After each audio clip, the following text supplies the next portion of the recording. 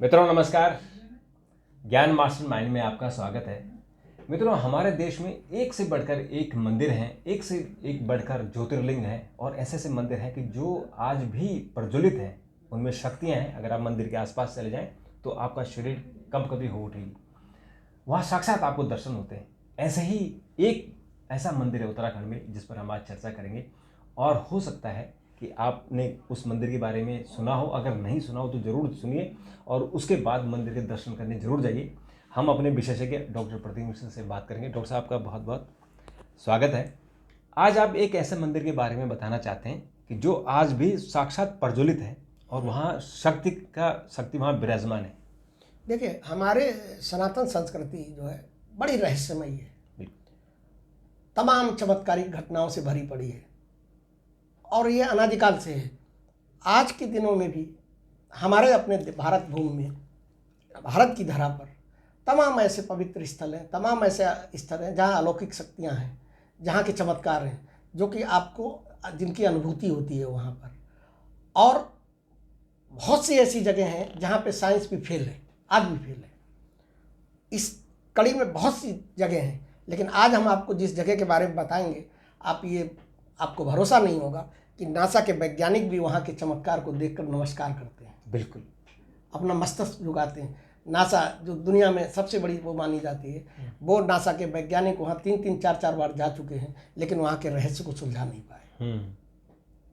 तो ये है हमारे सनातन की शक्ति कि जिसका तोड़ अभी भी साइंस के पास कई जगह कई मौकों पर नहीं है। बिल्कुल। अब मैंने उस राम सेतु के बारे में देखा, हाँ, जिसको लेकर सवाल हमारे देश में जो द्रविड़ संस्कृति के लोग हैं वो इसको नहीं मानते। हाँ, लेकिन हमारे नासा ने उसका प्रूफ दिया कि ये आपका राम सेतु है और राम सेतु जो अलग से दिखाई दिया है सैटेलाइट से, तो उसके बाद सबको मानना पड़ा। तो ऐसे ही आज तो मैं बता रहा हूँ ना, उसे मैं बता रहा हूँ। अब ये आज मैं आपको जिस मंदिर के बारे में बताने जा रहा हूँ, वो मंदिर आपके उत्तराखंड के अल्मोड़ा जिले में है।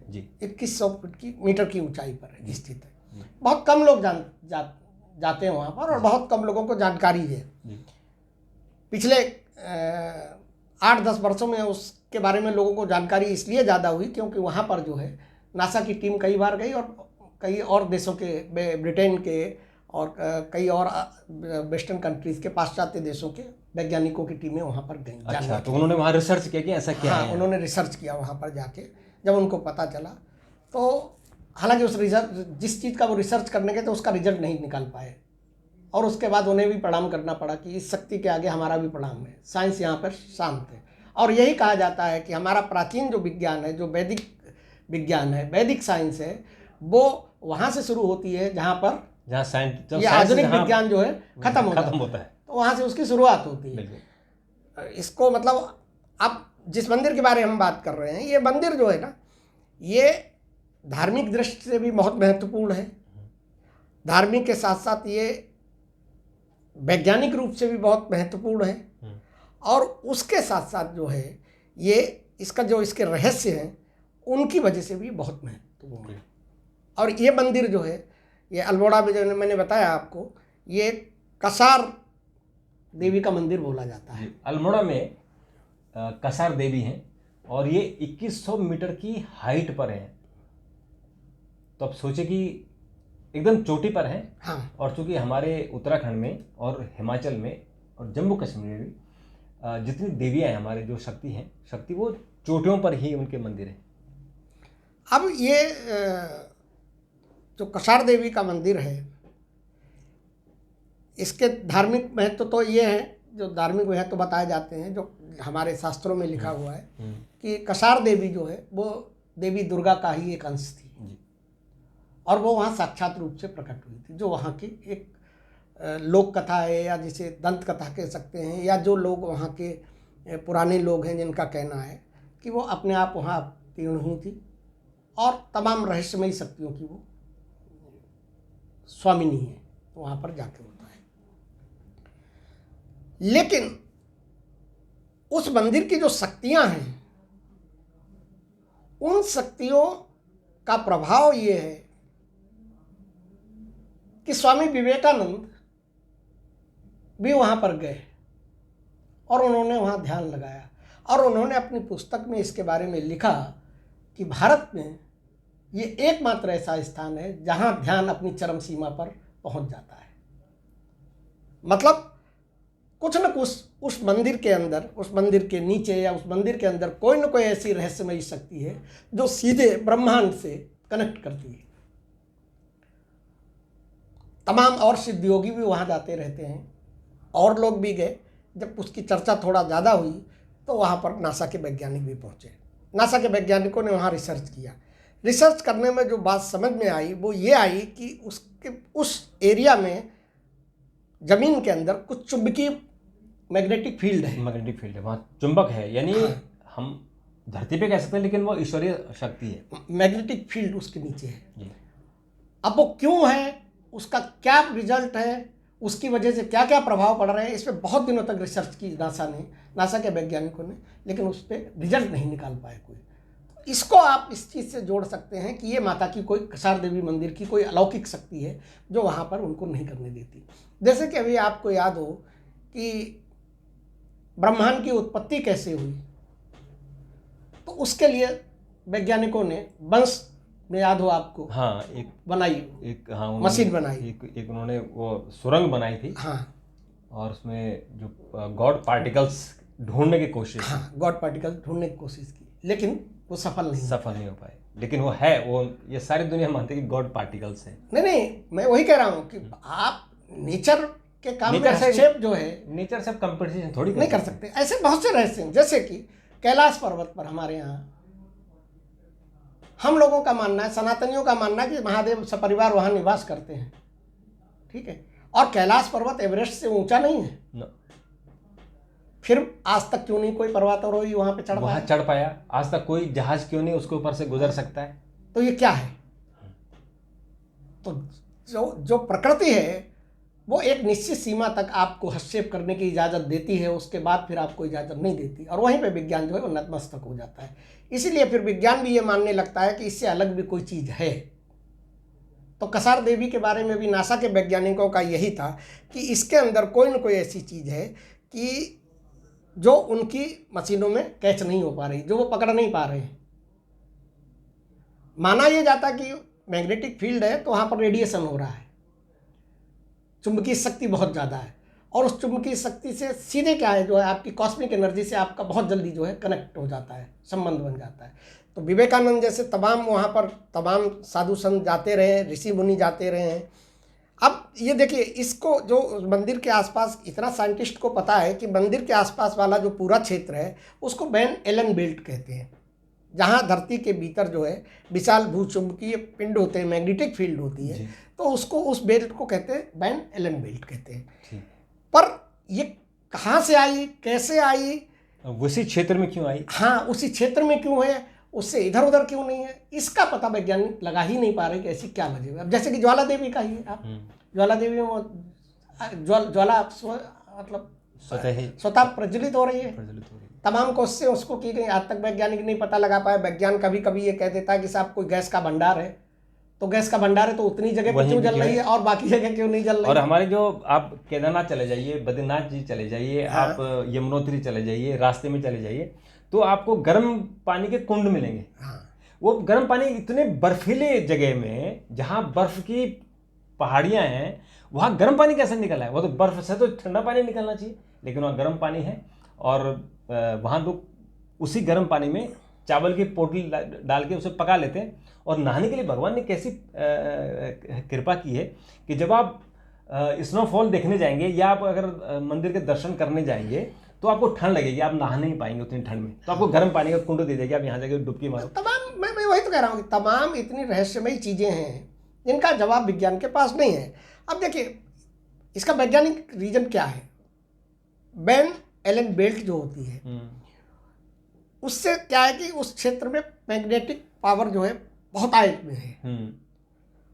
अब ये चुंबकीय क्षेत्र जो है पृथ्वी की ऊर्जा और वातावरण को प्रभावित कर रहा है सीधे सीधे। इसकी वजह से होता क्या है कि जो ध्यान और योग करने वाले जो होते हैं उनको गहरा मानसिक और आध्यात्मिक अनुभव होता है जिसका वर्णन नहीं किया जा सकता। मेरे एक मित्र गए थे वहाँ पर, मुझे पता नहीं थी इसके बारे में बहुत पहले, तो मेरे एक मित्र जो गए थे उन्होंने ये बताया था कि वहाँ पर जो है इस तरीके की मतलब एनर्जी है कि यहाँ ध्यान और योग, आप ध्यान करना चाहते हो, योग करना चाहते हो, बैठते ही ध्यान में आप चले जाते हैं। बताइए, इसका मतलब आपका माइंड कंसंट्रेशन हो जाता है, मानसिक शांति जो आपको मिलती है, जो आध्यात्मिक शांति आपको मिलती है, वो दूसरी जगह नहीं मिलती है जी। तो और यह है किसकी वजह से? उसी मैग्नेटिक फील्ड की वजह से।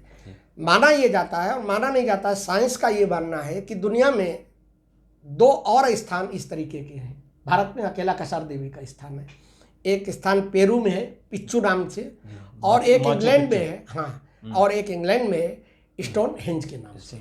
2 स्थान ऐसे हैं, 2 पर्वत ऐसे हैं, 2 पर्वत दुनिया में और हैं। हाँ। एक तो हमारे यहाँ कसार देवी हो गई, और दूसरा एक माचू पिच्चू, और एक जो इंग्लैंड में है। अच्छा, अब यहाँ देखिए, जो माना यह जाता है कि कसार देवी मंदिर में जो जाता है, क्योंकि देखिए जो मैग्नेटिक फील्ड है उसका वातावरण पे प्रभाव पड़ता है, चुंबकीय ऊर्जा का, तो हो सकता है कि उसी की वजह से, हालांकि वहाँ के लोग और जो शास्त्रों में लिखा है, जो वहाँ कथाओं में कहा जाता है, वो ये कहा जाता है कि माता की शक्तियों की वजह से यहाँ पे बहुत सी शारीरिक बीमारियाँ दूर हो जाती हैं, मानसिक परेशानी दूर हो जाती है। लेकिन साइंस के हिसाब से देखो तो उस मैग्नेटिक फील्ड का या उस चुंबकीय ऊर्जा का जो मैग्नेटिक एनर्जी है उसका कहीं ना कहीं प्रभाव पड़ रहा है और उससे फायदा हो रहा है। अब इसकी प्रसिद्धि धीमे धीमे बढ़ती जा रही है, दुनिया भर के तमाम देशों के लोग यहाँ आ रहे हैं, रिसर्च कर रहे हैं, ध्यान योग करने आ रहे हैं। नासा के वैज्ञानिकों ने बहुत इस पर किया और करने के बाद भी अभी तक उनको समझ में नहीं आई कि इसमें क्या स्थान है क्या नहीं है। विवेकानंद जी, मैंने बताया था आपको, शुरू में गए थे, बहुत शुरू में 1890 के आसपास इस देवी वहाँ गए थे, और गए थे वो 2-3 दिन के लिए, लेकिन महीनों वहाँ रहे थे। उनको जो वहाँ ध्यान और अध्यात्म की जो गहरी शांति मिली, तो उनको ये माना गया कि मतलब और उन्होंने इस चीज़ को देखिए, वहाँ इस जगह से उस जगह से इतना प्रभावित हुए कि उन्होंने उसका बहुत विस्तार से उल्लेख किया है। यहाँ बौद्ध गुरु भी आए हैं, लाबा अंगारिका करके थे, वो भी यहाँ पर आए, उन्होंने भी रह के गुफा की, इसमें यहाँ जो गुफा है उसमें साधना की। अब तमाम सिद्ध साधक और योगी वहाँ पर जाते हैं, और जाने के बाद जो है वहाँ पर उस गुफा के अंदर ध्यान योग सिद्धि की उसकी वो करते हैं। तमाम लोग और भी बहुत से लोग, ढेर सारे लोग आए जिनको लगा कि भाई, जिनको जानकारी हुई तो वो वहाँ चल के आए। उनमें बहुत से बड़े लोग थे जिनका नाम था, जैसे एक बॉब डॉयलन नाम के लोग आए, एक विदेशी जॉर्ज हैरिसन थे वो आए, कैट स्टीवंस आए, एलन गिन्सबर्ग आए, और टिमोथ लेरी जैसे बड़े बड़े प्रसिद्ध लोग जो थे वो भी आए। और इस जगह का जो चमत्कार था, इस जगह की जो अलौकिक शक्ति थी, जो रहस्य था, उन सब का उन्होंने आके वहाँ पे अनुभव किया और सारी मतलब ऊर्जा को आत्मसात किया जी। तो ये कसार देवी के मंदिर की विशेषता है। और हाँ, और डॉक्टर साहब, तो आपने बहुत कमाल की बात बताई है, और जिन लोगों को ध्यान लगाना हो एक बार ज़रूर वहाँ आप जाइए। और ऐसे ही और भी हैं, केवल एक तो आपने एक मंदिर का जिक्र किया, लेकिन अगर आप उत्तराखंड में चले जाएं या आप हिमाचल में चले जाएं तो ऐसे आपको अनेक मंदिर मिलेंगे जिनकी अपना एक ऑरा है, अपना ही उनकी एक, नहीं देखिए, ऑरा तो कोई भी धार्मिक स्थलों को मंदिर उसका ऑरा है, लेकिन जो मैग्नेटिक फील्ड जो स्थिति, जो यहाँ की स्थिति है, जो यहाँ का वातावरण है, जो यहाँ की एनर्जी है मैग्नेटिक पावर की, जो चुंबकीय ऊर्जा यहाँ है, मैंने बताई कि दुनिया में ये तीसरा स्थान, बिल्कुल भारत में एकमात्र स्थान है, और दुनिया में 2 और है। और डॉक्टर साहब, एक और मुझे याद आ रहा है, हमारे अगर आप बद्रीनाथ की तरफ जाते हैं तो रास्ते में उत्तर काशी पड़ता है, और ये जो उत्तर काशी है ये बेसिकली हमारी जो काशी है यानी प्रयागराज है, जो हमारा काशी विश्वनाथ है, बनारस है, उसका ही एक विंग है उत्तर काशी। जब ऐसा कहते हैं कि जब मुगल आ गए थे वहाँ तोड़फोड़ की उन्होंने, तो वहाँ भगवान शिव ने ही वहाँ प्रकट हुए थे, उत्तर काशी में वहाँ शिवलिंग है। तो उत्तर काशी में जब माता आई थी तो माता का एक त्रिशूल है वहाँ, और त्रिशूल गड़ा हुआ है, और उस त्रिशूल को अगर आप पूरी ताकत लगा दें, कई हाथियों की ताकत लगा दें, तो वो हिल नहीं सकता है। लेकिन आप श्रद्धा से हाथ जोड़ के अगर टच कर दें तो त्रिशूल हिलने लग जाता है। उसके उस त्रिशूल की रिसर्च करने के लिए कई देशों के वैज्ञानिक आ गए, उन्होंने खुदाई कर ली कि वो त्रिशूल कितना गहरा है जमीन के अंदर, आज तक पता नहीं चल पाया, और वो क्यों हिलता है। उसकी डिटेल स्टोरी पर किसी दिन चर्चा करेंगे, अगली बार करेंगे। इस पर आप अगर आपने कमेंट किया तो हम इस पर जरूर चर्चा करेंगे, अगर आपने कमेंट नहीं किया तो हम नहीं करेंगे।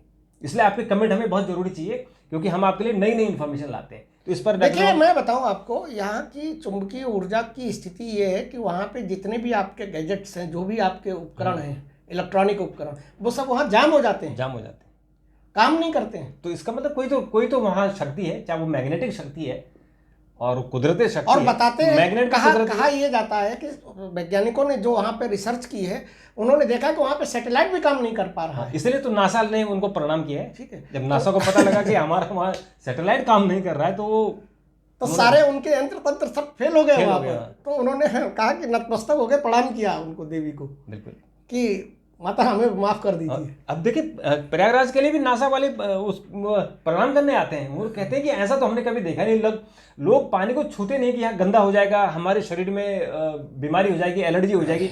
और वहाँ देखिए, जो आदमी आ रहा है वो नहा रहा है, वो एकदम स्वस्थ होकर बाहर आ रहा है।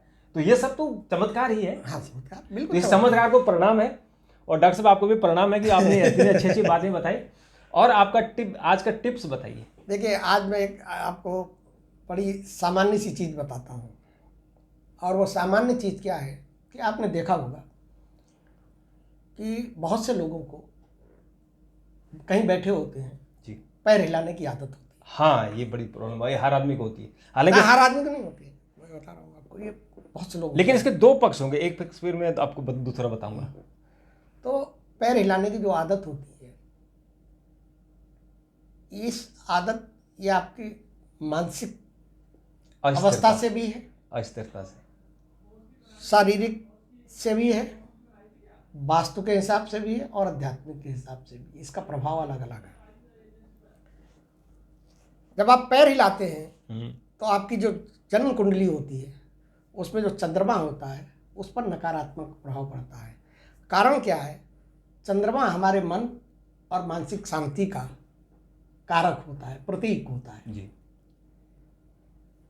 जो लोग पैर हिलाते हैं वो कंफ्यूज होते हैं। हाँ, वो अस्थिर मना स्थिति होती है। हाँ, अस्थिर, कॉन्फिडेंस की कमी होती है उन लोगों में, और उनको खुद पता नहीं होता है। हाँ, कि हम कब हिला गए, पाँव कब हिल गया। हाँ, वो तो दूसरा आदमी जब उन्हें कहता है कि भैया पाँव रोक दो उसको, हाँ, फिर वो रोकता है। फिर लेकिन थोड़ी देर बाद जब उसका मन फिर दाएं बाएं उसका ध्यान बढ़ता है, वैसे फिर वो पाँव हिला। और होता क्या है कि चूंकि ये कुंडली में चंद्रमा की स्थिति को प्रभावित करता है, तो इससे क्या होता है कि ऐसे लोगों को तनाव बना रहता है, स्ट्रेस में रहते हैं, बहुत ज़्यादा घबराहट होती है, और मानसिक रूप से अशांति बनी रहती है। तो इसके लिए कोई टिप्स नहीं हम दे रहे हैं कि आप पैर हिलाना, आपका कोई इस काम से, इस टोटके से आपके पैर हिलाना बंद हो नहीं, वो तो आप जब आप ध्यान लगाएंगे, हाँ, कंसंट्रेशन करेंगे, तब जाके आपका पाँव हिलना बंद होगा। तो, और आत्मविश्वास जरूरी है। हाँ, लेकिन ये आपकी मानसिक और शारीरिक कमजोरी का प्रतीक माना जाता है। तो कोशिश आपको करनी चाहिए, इसको ध्यान देने की ज़रूरत है ऐसे लोगों को, जो लोगों के साथ ये समस्या है, कि वो इसको अपनी आदत बदल दें, आदत से निकाल दें। कभी कभी अनजाने में होता है, लेकिन जैसे ही आपको समझ में आए तो आप उसको जो कर दें, क्योंकि इससे एक तो आपकी मानसिक स्थिति पर प्रभाव पड़ता है, दूसरे क्या होता है कि आपके धन धान्य की स्थिति पर भी प्रभाव पड़ता है, और आपका व्यक्तित्व भी बढ़ता है। हाँ, अगर आप किसी मीटिंग में बैठे हैं या कहीं मित्रों में बैठे हैं, आप पाँव हिलाते हैं, तो वो उनको भी लगता है कि यार इस आदमी की मानसिक स्थिति सही नहीं है। नहीं, और देखिए, व्यक्तित्व तो खराब होता है। इसका शास्त्रों के हिसाब से देखा जाए तो ये माता लक्ष्मी से सीधे सीधे जुड़ा हुआ होता है। अगर आप बैठकर पैर हिला रहे हैं, अब आपके याद हो हमारे घर के बुजुर्ग लोग कैसे कहते थे, पैर मत हिलाओ, चारपाई पे बैठ के लोग पैर हिलाने, पैर नहीं हिलाना, पैर बंद कर दो।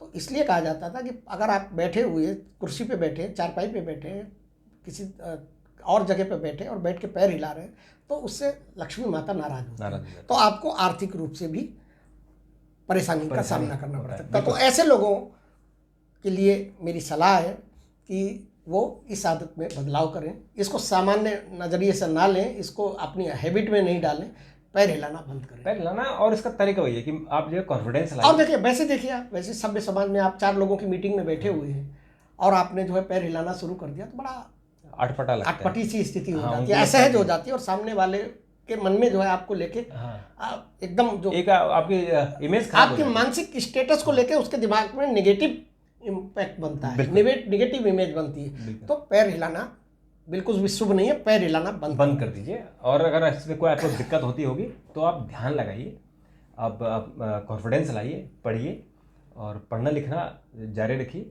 और ध्यान जरूर लगाइए, मेडिटेशन करिए, आपको ये आदतें दूर हो जाएंगी। डॉक्टर साहब आपने हमसे बात की, आपका बहुत बहुत धन्यवाद। और मित्रों, चैनल को आगे बढ़ाइए और शेयर कीजिए, कमेंट कीजिए। हम आपके लिए और भी बहुत सारी जानकारियाँ, बहुत सारी ऐसे मंदिरों के बारे में, ऐसे हमारे जो भारतीय आध्यात्म है, हिंदू आध्यात्म है, उसके बारे में आपको बहुत सारी जानकारी देंगे। और हमारे साथ बने रहिए। तब तक के लिए नमस्कार।